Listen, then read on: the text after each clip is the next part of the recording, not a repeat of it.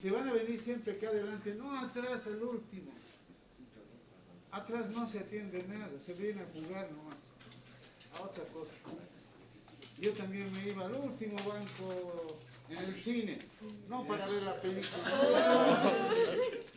Claro, porque ahí se comen mejor los chocolates. Claro. Bien chicos, bueno. Hoy día empezamos este módulo que corresponde a la histología de todo el aparato estomatognático. Si me permiten sacarme este para poder escucharnos mejor. Entonces, en este ciclo vamos a desarrollar este tema que para nosotros es trascendental, así como todos los temas. Sin embargo, esta parte de la histología del aparato estomatognático es lo que marca nuestra profesión. ¿Ya? Todos los conceptos que hoy día voy a manejar los vamos a aplicar en los cursos superiores. Está por entendido que dominamos, sabemos absolutamente todos los constituyentes histológicos funcionales del aparato estomatognático. Y todo lo que sepamos como estructura normal, cuando cambien los aspectos morfológicos, funcionales, nos estaremos refiriendo a las enfermedades del aparato estomatognático que marcan nuestra profesión. Entonces, ahora sí, en este módulo vamos a aplicar todos los conceptos desde la base de la célula hasta lo que constituye lo último, el tejido linfático, etc., ¿no? Entonces, yo os voy a rogar que siempre estén presentes para no perdernos, porque quizás, les digo, nos vayamos a ver en el cuarto año, donde yo soy profesor también, y ahí quiero verles realmente que saben todos los conceptos, ¿no? No voy a estar explicando de nuevo odontogénesis, histología del esmalte, de la dentina, de las mucosas, porque yo voy a aplicar ya la patología. Y lo más fundamental en nuestro trabajo, que es el diagnóstico. Y no vamos a poder hacer diagnósticos si no sabemos lo normal para saber lo anormal. ¿Qué está fallando? Y no vamos a hacer un buen diagnóstico, nuestro tratamiento por lo tanto va a estar errado, ¿no? Se dan cuenta entonces la dimensión de este módulo, que hay que tomarlo con bastante, ¿cómo les diría? Cariño, amor y sobre todo con mucha convicción y compromiso de aprender. ¿Listo? Qué lindo, muchachos. Les agradezco. Bueno, este tema hemos ido mejorando, miren, con el transcurso del tiempo. Bueno, yo ya estoy 34, 36 años de profesor. Estoy enseñando, como dije, a los nietos ya. Ni siquiera a los hijos ya han pasado también por mis manos. Ya a los nietos, ¿qué les parece? Pero ahora estamos con nuevos conceptos. Cuando yo entré a la facultad como profesor, no existía la computadora, no existía la fotocopiadora, miren eso. Por tanto, lo que se trabajaban eran policopiados. Y los policopiados era una manera muy rudimentaria de producir información. Se trataba de manchar las hojitas con letras, se perforaba una especie de plástico que se llamaba stencil, por las cuales salía la tinta y manchaba las hojitas, y había que imprimirlas una por una. ¿Qué les parece? Me acuerdo todavía, ¿y por qué estoy hablando de esto? Miren, porque los primeros textos que produje eran policopiados, de la mucosa bucal, de la odontogénesis, que es un tema importantísimo para nosotros. Si tú no sabes odontogénesis, ¿cómo vas a saber las malformaciones de los dientes? Es imposible, ¿no es cierto? Por eso ahora las cosas han cambiado. Miren, estamos en la era digital. Todo ha cambiado, los conceptos han cambiado. En esta misma aula, el año 2000 decía, el año 2000, existe el desciframiento del código genético humano. Y era un acontecimiento trascendental, porque a partir de ahí, en el nuevo libro decía, aquí están los planos para construir los hombres y mujeres del mañana. Ahora es posible. ¿Cómo quieres a tu hijo? Con ojos verdes, alto, inteligente, bajito. Ahora es posible mover los genes. Y con ello venía el desciframiento de muchas enfermedades que son hereditarias, congénitas. Que lo vamos a ver más arriba, si Dios quiere les digo esto, no sé, pues a veces no está con la vida comprada siempre, ¿no? Si se puede, entonces estaremos en ese 4.º año, muy prontito, viéndonos de nuevo. Por eso, queridos amigos, entonces yo quiero que me presten atención, por eso les pido que se vengan adelante, que participemos, que pregunten ustedes todos. ¿Ya? Empezamos. El tema es este, mucosa bucal, voy a empezar. Pero tal vez lo primero que hay que hacer es definir claramente, conocer claramente qué es la boca. Primer concepto, ¿qué es la boca? La boca es una cavidad virtual. ¿Por qué la decimos virtual? Porque puede cambiar su amplitud. Si soplamos la boca, ¿no? Cerrando los labios, se amplía como un fuelle la cavidad bucal, ¿cierto? Si subimos la lengua para arriba pegando al paladar, seguramente ocupando la lengua disminuirá el espacio que queda a la cavidad bucal. Entonces, es una cavidad virtual. Primer concepto. La boca es una cavidad virtual. Perfecto.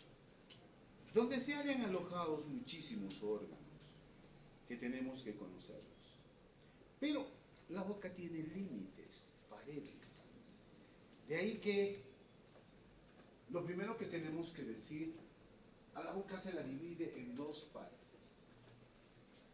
El vestíbulo y la cavidad bucal propiamente dicha. Aunque la boca podemos entender que es el vestíbulo más la cavidad bucal propiamente dicha. Esto podría ponerle un más.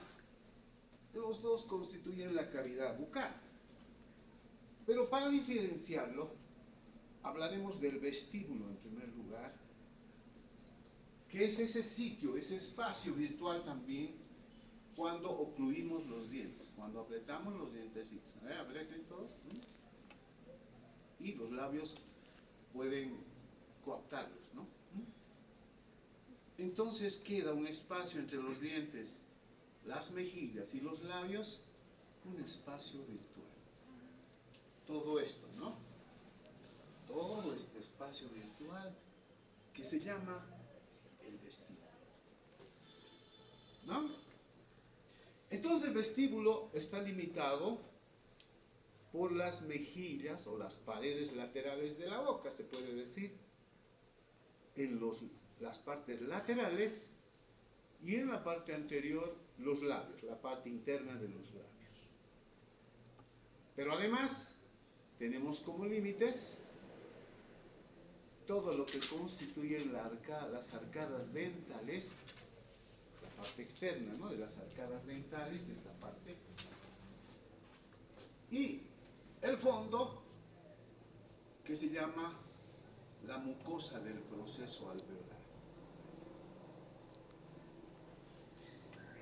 Entendamos como proceso alveolar este hueso de la maxila que sostiene a los dientes, pero que está cubierto por mucosa.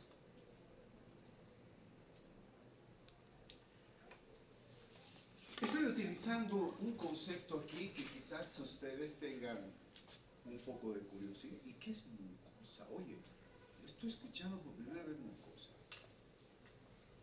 De ahí entonces que diré, mucosa, dentro de la cavidad bucal, es ese epitelio que cubre la cavidad bucal en todas sus paredes, tanto en el techo, en el piso, en las partes laterales, ¿no? Y por debajo del epitelio tenemos una membrana basal. Y mucho más abajo, un tejido conjuntivo que ya lo hemos conocido. Que en la piel la hemos llamado corium, que aquí también se puede llamar el corium, o a veces conocido también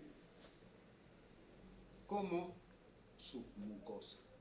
Pero vamos a ir con calma, porque ahorita estoy dando conceptos muy genéricos, todavía.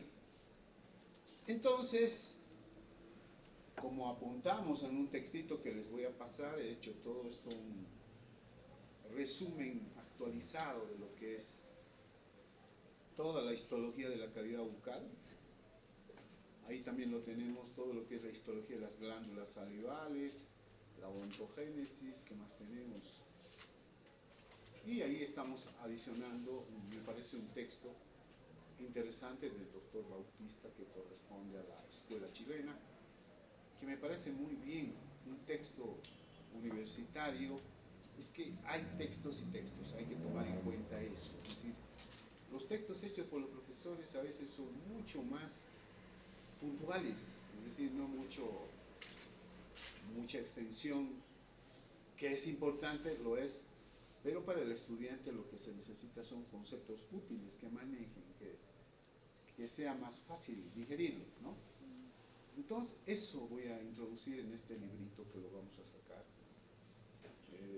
para que ustedes puedan tener como apoyo bibliográfico, ¿listo? Porque exactamente, pero tampoco prohibitivo que veamos tantos libros que hemos mencionado el primer día de clases, ¿no? El famoso libro de Tenkei, por ejemplo, es una maravilla de texto, ¿no? Pero estamos ya en la 10ª edición, creo, pero la última es la edición brasileña, es decir, está en portugués el texto, pero es maravilloso texto. Y por ahí tenemos casi una decena de libros que también les voy a sugerir que lean. No hay provisión en eso, ¿no? Pero si quieres puedes leer este textito que te estoy ofreciendo también, ¿ya? Seguramente lo subiré a internet, no sé. Vamos a ver la manera más fácil de difundirlo.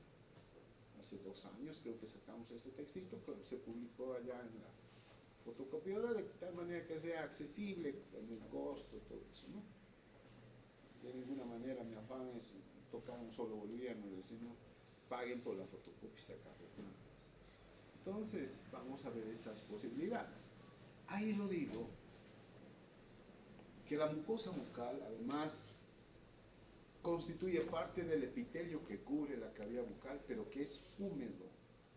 Ah, esa es la gran diferencia, ¿no? Bien. Mientras tanto, vemos los límites de la cavidad bucal.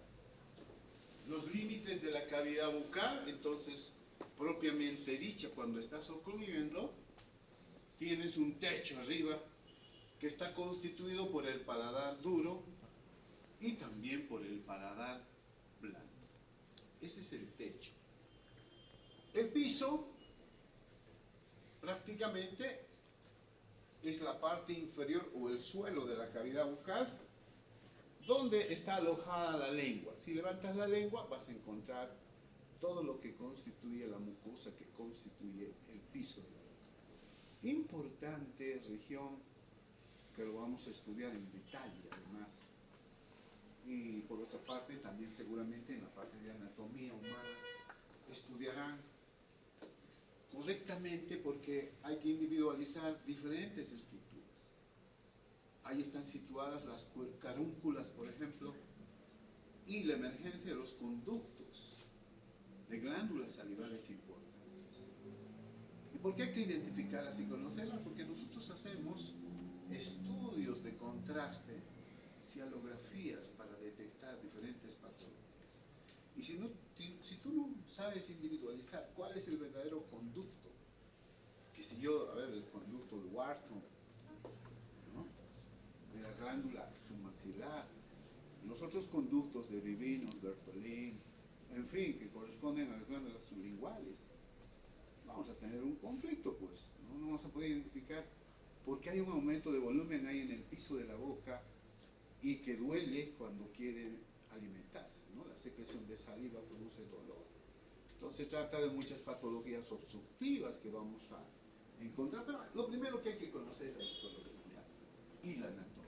Miren qué importante valorar bien no solamente el piso de la cavidad bucal, sino la parte ventral de la lengua. Y en la parte ventral de la lengua tenemos la emergencia de otras glándulas importantes, ¿no? Las glándulas sublinguales.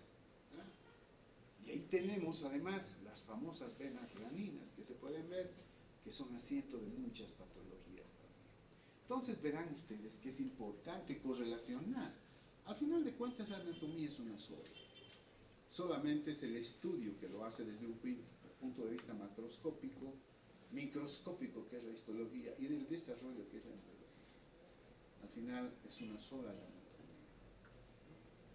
Bien, ahí tenemos el piso de la boca y las paredes laterales de la boca, pero cuando está ocluyendo los dientes, tenemos las dos arcadas dentales, ¿no? Las dos arcadas dentales, eso sería en la parte posterior, y en la parte anterior también tenemos las arcadas dentales y sus procesos alveolares, ¿no? Y en la parte dorsal, en la pared posterior, es el inicio del istmo de las fauces, ¿no? Hasta ahí entonces tenemos la cavidad bucal. Pero bueno, esta es una descripción de inicio. Ahora viene el estudio histológico, que es importante, ¿no? Cada estructura, cada región vamos a empezar a describirla. Quizás antes de lanzarnos a todo esto, sería importante solidificar las funciones que cumple la cavidad bucal. Primero, una de las funciones importantes es la protección. ¿Por qué? Porque con su constitución histológica protege a órganos mucho más nobles que encontramos en la profundidad. Tiene que cubrir a los huesos, tiene que cubrir los vasos sanguíneos, ¿no? Y de esa manera cumple una función de protección. La otra función de protección está dada por la misma mucosa que cubre la cavidad bucal. Yo me atrevo a explicarles aquí, por ejemplo, que el epitelio de la cavidad bucal es un epitelio extraordinariamente activo en la renovación de las capas de células.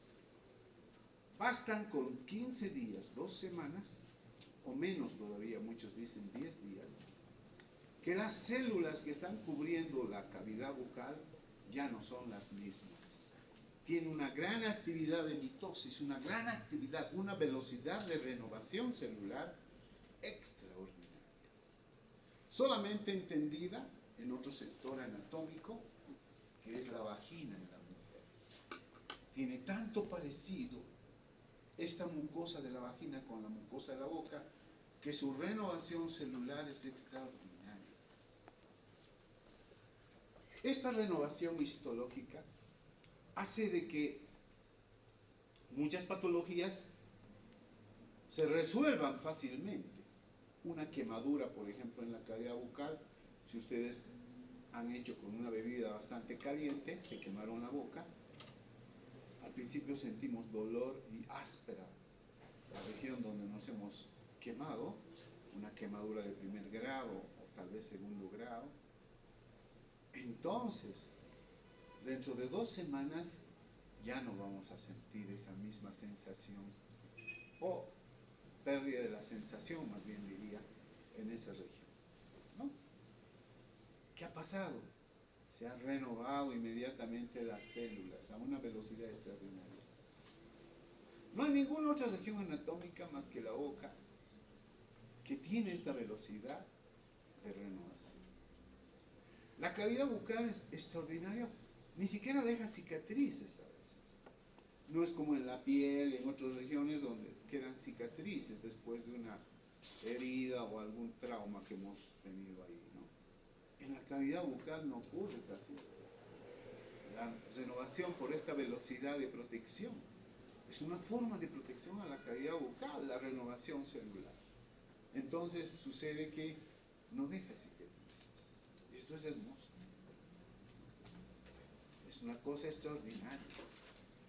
Muchas patologías inflamatorias que están en la cavidad bucal se resuelven por esta gran velocidad, que es una forma de protección a todos los órganos que tenemos en la cavidad bucal. Miren, y de paso el epitelio es una barrera que impide que ingresen muchos microorganismos a tejidos vivos, ¿no? Esto es lo interesante entonces que tiene como protección. La sensibilidad, diría mejor, las sensaciones que vienen a ser percepciones que tenemos en la cavidad bucal. La más extraordinaria y la que conocen ustedes es el gusto, ¿verdad? Claro, la lengua y parte del paladar. En el paladar también hay botones gustativos que son quienes van a percibir los sabores de los alimentos. Aunque el sabor es una percepción que integra todos los órganos de nuestro organismo, todos los órganos de los sentidos, quiero decir, ¿no? Porque percibir el sabor no es exclusivamente la lengua. Esto puede cambiar si cierras los ojos y te dan a probar diferentes alimentos y te piden experimentar qué sensación, qué gusto encuentras. Y tú puedes, si te pones cebolla, puedes decir, me parece que esto es más bien sabor a fresas. Es que cambia el sentido si no hueles, ¿no? Porque si hueles, claro, esto es cebolla, dices, ¿no? Y si degustas además, puedes tener un gusto distinto, ¿te das cuenta? Por eso la percepción del gusto está integrado por todos nuestros órganos de los sentidos, no exclusivamente la lengua. Sé que la lengua tiene sus botones gustativos, los que perciben químicamente esto, lo sabemos, pero además el gusto es integral en todos los órganos de los sentidos. Tienes que ver, reconoces ahí, pues, si conoces una fresa, una frutilla, bueno, es frutilla, pues lo que vas a degustar, ¿no? La observación es importante, el olor es importante, el escuchar, inclusive el crujir de los alimentos te hace recordar en tu memoria la percepción de los gustos. Por eso el gusto no es exclusivamente solamente lengua, sino integra el conjunto de órganos de nuestros sentidos. Mira las cosas, ¿no? ¿Cómo estamos entendiendo? Entonces la primera sensación que tenemos en la boca está bien, es el gusto, el degustar los alimentos, ¿no? Pero también hay otras sensaciones extraordinarias. Si yo les preguntara, ¿cuál es el órgano del tacto? El sentido del órgano del tacto. Me van a decir los dedos, ¿no? La lengua, queridos amigos, es el órgano más fino del tacto. Miren. Entonces, la cavidad bucal también percibe sensaciones de tacto. ¿Qué te parece? Y un tacto inclusive mucho más fino. Con la punta de la lengua donde están ciertas papilas, son capaces de detectar partículas mucho más pequeñas que con los pulpejos del dedo no podrías detectar. Si te coloco ahí un pelito que detectaste con la lengua, no, espera, un pelito tengo, decimos, ¿no? Espera. Uy, che, mira este pelito tan delgado, con el tacto, a ver, toca. No suelo percibir, ¿no? Al tacto. Pero la lengua sí. La lengua sí. ¿Qué les parece, queridos amigos? Entonces la lengua, ven que los conceptos son interesantes. Tú no sabías que el órgano del tacto más fino había sido la lengua. Y lo es, ¿no? La cavidad bucal es una cavidad que puede percibir sensaciones térmicas. Si es frío, si es caliente, y con mejor percepción. Lo que tu tacto a veces, hoy me parece que está caliente, no, me parece que está frío. Y la boca es capaz de percibir inclusive con mejor percepción las sensaciones térmicas. ¿Qué te parece? Miren cuántas funciones tiene entonces la boca. Este tema de sensación es extraordinario. Y también en la boca se perciben los dolores. Una sola papilita que te muerdas, Dios, cuánto duele en la cavidad bucal. Y es que se debe a las terminaciones nerviosas, al carácter de inervación que tiene la cavidad bucal. ¿No es cierto? Entonces, cuando se habla de sensaciones, no solamente es el gusto, los sabores, también hay el tacto, sensaciones térmicas, ¿no? Sensaciones de dolor, en fin, hay infinidad de sensaciones que podemos percibir con la lengua. Extraordinario de la función sensación, ¿no? Ahí está la regulación térmica. Y la otra función, la secreción. Claro. ¿Qué es secretar? Elaborar productos útiles para nuestro organismo. Nuestro propio organismo elabora productos, sí, la mayoría son de desecho, que los liberamos al exterior y no nos sirve. Ejemplo, la orina, pues, ¿no? Las heces fecales, no nos sirve, pues. Pero hay otras secreciones que son útiles para nuestro organismo. Entre ellas la saliva. Fundamental la saliva para la digestión. Y la digestión comienza en la boca. No estoy hablando de la trituración de los alimentos, sino la actividad química que produce la saliva con sus poderosas enzimas que desdoblan o rompen las ligaduras químicas desde los azúcares, desde, qué sé yo, las grasas, muchos alimentos que tenemos, rompiendo esas macromoléculas en elementos más sencillos de asimilar por nuestro organismo. A eso se llama digestión. Comienza en la boca y continúa en el esófago, continúa en el estómago, en los intestinos, y finalmente el desecho ya son las heces fecales, ¿verdad? Entonces la digestión comienza en la boca. No nos olvidemos de eso. Y la función secreción de las salivas es fundamental. Y no solamente la secreción de la saliva que sirve para la digestión, sino la saliva como factor inmunitario. Porque en la saliva vamos a tener proteínas que son las inmunoglobulinas, que son capaces de defender la cavidad bucal, especialmente la IgG y la IgA son inmunoglobulinas importantes que van a proteger contra la caries. Cuando disminuyen las proteínas por la secreción, se produce policaries. ¿Cómo explicas que hay personas que jamás han utilizado un cepillo dental y no tienen caries? Por la calidad de su saliva, por la cantidad de su saliva, no solamente calidad sino cantidad de saliva, las dos cosas son importantes en la protección. Muchas veces creemos que la caries es cepillado, el hilo dental, etc. No, está en la calidad de tu saliva ante todo y la cantidad de tu saliva. ¿Te das cuenta?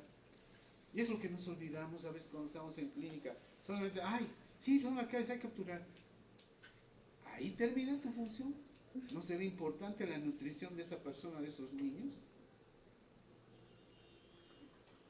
A menor calidad en su nutrición, mayor enfermedades, inclusive policaries. A mejor estado nutricional, menor cantidad de caries, menos enfermedades que sufre ese niño. No solamente caries, sino cualquier otra enfermedad. Tiene más inmunoglobulinas, tiene más protección, tiene más defensas, como decimos. ¿Verdad que sí? Vean las funciones de la cavidad bucal. Importantísimo, ¿verdad? Este es un pequeño resumen de algunas funciones, las más extraordinarias que estamos dando. Aquí faltaría la función de digestión también, porque empieza la cavidad bucal, la digestión, ¿verdad? ¿Y para qué también sirve la boca? Para hablar, pues. Es como un fuelle, ¿no es cierto? Que pronunciamos, pues, palabras. ¿O no? O ruidos. ¿No? de la cavidad de la boca empieza a producir este tipo de ruidos, articulaciones. Es como un fuelle, como una caja de resonancia, ¿no? Claro, sumada a ellos, las cuerdas bucales, los senos maxilares y todo esto, inclusive las fosas nasales, ¿no? ¿Verdad? Tiene muchas funciones la cavidad bucal, queridos amigos, y ahí están algunas de las funciones importantísimas que habrá que mencionar. Bien, en general, ¿cómo es la constitución histológica de la cavidad bucal? ¿Qué es lo que vamos a estudiar? Bueno, hemos dicho que está constituido por una mucosa bucal. Y la mucosa bucal está constituida por dos partes importantes: el epitelio y el tejido conjuntivo que existe por debajo del epitelio, ¿no? La lámina propia, así se llama ya al tejido conjuntivo que está debajo de la membrana basal. ¿Listo? Que quede bien clarito lo que es mucosa bucal. Mucosa bucal es el epitelio que reviste, recubre la boca, más su lámina propia. Pero como no hay epitelio que esté al aire, jamás tiene que tener siempre una membrana basal donde están asentadas las células epiteliales, por tanto, incluye la membrana basal. Bueno, no voy a hablar sobre la membrana basal, ustedes ya la saben, desde el punto de vista de la microscopía electrónica, es trilaminar, que tiene una lámina densa, rara, qué sé yo, pues, ¿no? Lámina rara, la lámina densa, la fibra reticular, que está elaborada por las dos partes, una parte epitelial y la parte conjuntiva, bueno, todas las proteínas que integran, en fin, ya, eso se ha estudiado, creo, en los primeros capítulos del primer módulo, ¿verdad? Ya lo conocemos. Entonces, a esa membrana basal importante.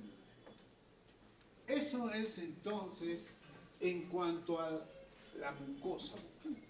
Y además es húmeda, dijimos, porque es la saliva la que humidificará toda esta región. Y además, este epitelio está, o esta mucosa está dotada de miles, millones diría, de glándulas salivales pequeñas que los vamos a estudiar también. Porque no es solamente las grandes glándulas, parótida, submaxilar, sublingual, esas, ¿no? Las glándulas más importantes.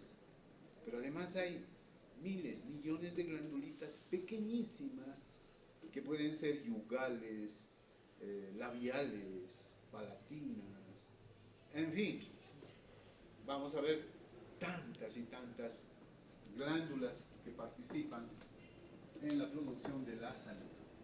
Pero hasta ahí la lámina propia.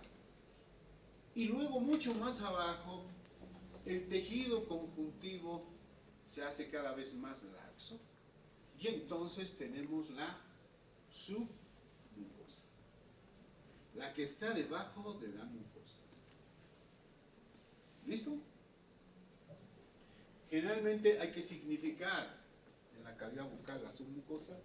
¿Por qué? Porque en ella están ubicadas los adenómeros de las glándulas salivales que les estaba hablando. Ahí están los plexos vasculares, arteriales, venosos, nerviosos, ¿no? Que van a dar ramos para el nutrimiento de toda la parte de la mucosa bucal y especialmente en su lámina propia. A la lámina propia también se la conoce como el corium, por si acaso. No nos vayamos a asustar ni sorprender si nos dicen, o sea que el corium, ¿qué es eso? La lámina propia, pues, lo mismo. Es como la Charo y la Rosario, que es la misma chica, ¿no? ¿O no? Es la misma, la Panchita Francisca es la misma chica. ¿O no? O el Fernando que le dicen Nano, que es el mismo chico. Claro, con más cariño, Nanito le dicen. La mamá le dice, mi Nani. Y en la facultad le dicen Fernando. ¿No? Es el mismo, entonces lámina propia o corium, ¿listo? No nos vamos a sorprender nosotros, queridos amigos. ¿Estamos? Estoy entrando de a poquito, miren, estoy sectorizando, no estoy hablando de golpe de los tipos de epitelios, características, tipos de células, que enseguida vamos a complejarlo más, pero estamos entrando de a poquito. La lámina propia, el tejido conjuntivo, sucorio, la submucosa, que es el mismo tejido conjuntivo, pero con características histológicas muy especiales, porque en ella están situadas los adenómeros de las glándulas. Cuando yo digo adenómero, se ubican claramente, ¿no? Porque hemos visto epitelio, tejido glandular, ¿sí? Ya sabemos lo que es adenómero, ¿o no? Es el segmento principal secretor, si quieres, el que fabrica los productos. Y luego tiene una parte ductal, la que conduce esos productos elaborados en la parte principal. ¿Sí o no? ¿O por qué me miran sorprendidos? ¿Algunos están? Bueno, más susto por mi cara. Es cierto, soy malo. Ah. La pasamos muy bien con mis estudiantes. Sí, doctor. La pasamos felices nosotros. Tengo cara de malo, pero tengo que poner cara de malo, si no, no me van a atender. Imagínense. Entonces, ahí está la submucosa importante, ¿no? Y estos plexos vasculares, ¿por qué existen en este sector? Ah, porque la sangre fluye en todos estos plexos vasculares y produce calor. Calor. Claro que sí. Hay bastante calor que se produce en la cavidad bucal. Importante. Importante, porque si no era calor, la boca no podría liberar ese calor, pues a veces se produce en los estados febriles. Si yo me enfermara y tengo fiebre, imagínense si no abriera la boca y jadeara, ¿no? Para liberar el calor. No lo ven a los perritos cuando le pegan una carrera de aquí hasta el estadio, un perrito o un estudiante puede ser también.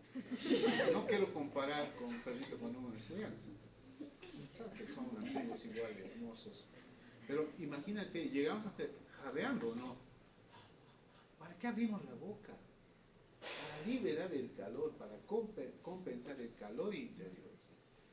Y estos plexos vasculares circula, fluye más sangre y eso produce más calor.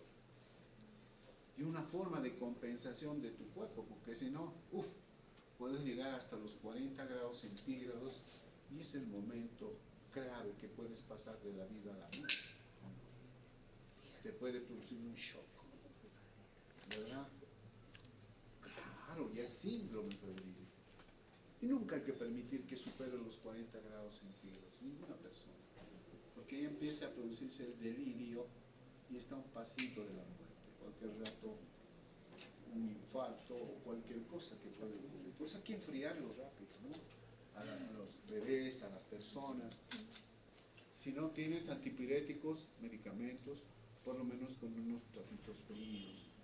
Y miren qué importante es. Cuando estemos en cuarto año, yo les voy a enseñar que hay enfermedades hereditarias, como el síndrome ectodérmico, que lo vamos a ver, que estos niños nacen sin glándulas sudoríparas, sin glándulas sebáceas, no funcionan sus glándulas salivales, no funcionan sus glándulas lacrimales, todo lo que es ectodermo y glándulas no funciona. Estos niños no tienen que enfermarse con fiebre porque se mueren. ¿Qué hay que hacer con estos niños? Sumergirlos en una piscina con hielo, pues. Porque no tienen forma de compensar el calor que a veces tienen. Estos niños no lloran porque no tienen lágrimas. ¿Te das cuenta? Gimen, sí, pero no lloran. El llorar es una bendición de Dios. ¿Usted ha llorado? ¿Sí? ¿Usted ha llorado? Los varones lloran más que las mujeres. ¿Verdad que sí? Y llorar es fabuloso, porque además humidificas las conjuntivas, las lágrimas tienen antibacterianos para proteger toda la conjuntiva del ojo, la córnea. Mira qué maravilla, ¿no? Y estamos moviendo, sin darnos cuenta, cada rato los ojos, no es que le estamos guiando a nadie, pero es que estamos moviendo los ojos. Claro, ¿por qué? Porque tenemos que humidificar la córnea, ¿no? ¿Te das cuenta qué lindas las lágrimas que se están produciendo? No siempre en el acto de llorar. Afecta a los dientes y todo. Estas son patologías importantes. Por eso tenemos que estudiar todo lo que constituyen glándulas salivales, la boca. ¿Te das cuenta? Si no, ¿cómo me daría cuenta de estas enfermedades? ¿No? Así es la vida. Entonces la mucosa es importante, es el tejido donde están situados los plexos vasculares, los adenómeros de las glándulas importantes, ¿no? Está bien, y ese es un tejido conjuntivo laxo que protege a todas estas estructuras nobles. Más abajo de la submucosa ya tenemos el periósteo. Uy, el periósteo lo hemos estudiado de derecho y de revés hace varios días, ¿no?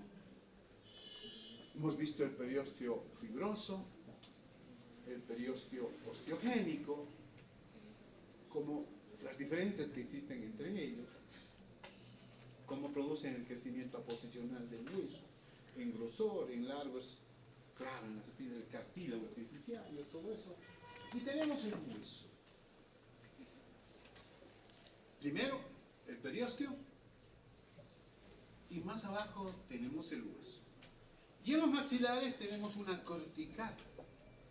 Esto es muy interesante para más adentro ingresar al hueso esponjoso trabecular, que no es igual que los huesos largos, porque los huesos largos tienen un conducto medular. En cambio, en los huesos de los maxilares existen espacios medulares. La médula está metida entre láminas y láminas óseas, ¿verdad? ¿Qué les parece? Esta es la invitación entonces de manera gruesa, general, para hablar de la organización histológica de la cavidad bucal. Vamos a irnos un poquito más. Generalmente yo termino mis clases menos 3 minutos, menos 5 falta, ¿no? Conectado a no sé dónde, ya. Caballo. Bien. Aquí está, empezamos con un orden de la clasificación de la mucosa bucal. Todo esto lo van a tener en el textito, pero si quieren tomen fotos, yo no me opongo a esto. ¿Ya? La clasificación de el tipo de mucosa bucal del cual vamos a hablar. Y ahí les digo con la función y localización, esa clasificación según la función se llama mucosa de revestimiento, mucosa masticatoria y mucosa especializada. Esta primera clasificación es según la función. ¿Por qué digo revestimiento? Porque hay que diferenciarlo del recubrimiento. El recubrimiento es la piel, por ejemplo. Externamente es la que cubre este epitelio. Pero cuando cubre las cavidades huecas, como la cavidad bucal, se llama revestimiento. ¿Listo? Claro, es una palabra más sutil, mucho más finita, ¿no? Afinamos más el concepto. Decimos entonces que hay mucosa de revestimiento. ¿Cuál es la mucosa de revestimiento? La que cubre el paladar duro, la que cubre el paladar blando, la que cubre la forma, las encías, el proceso alveolar, la que cubre internamente la pared lateral de la boca o mejilla, internamente, la que cubre internamente los labios.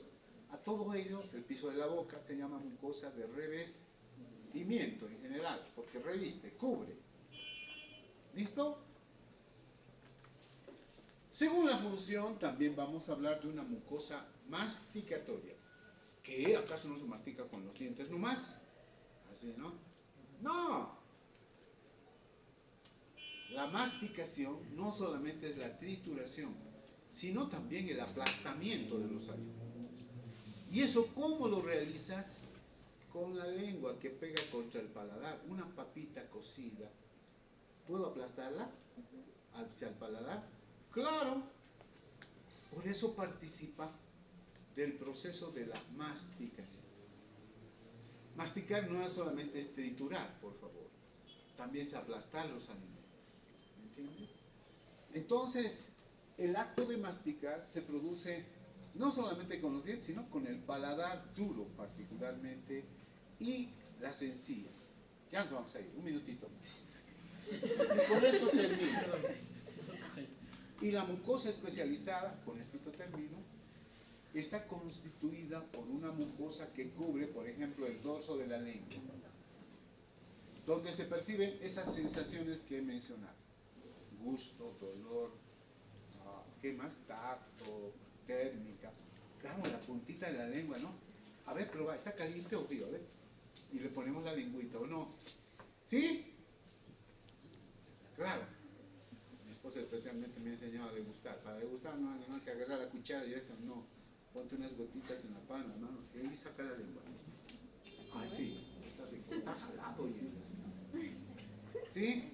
Entonces, según esas funciones, la mucosa se divide entonces en mucosa de revestimiento, mucosa masticatoria y mucosa especializada. ¿Qué será entonces de Carlos Fernando y Rosaura? ¿Seguirán amándose? ¿O la malvadina Andrea se interpondrá entre ellos? Eso lo veremos en el próximo capítulo. Nos vemos la próxima clase.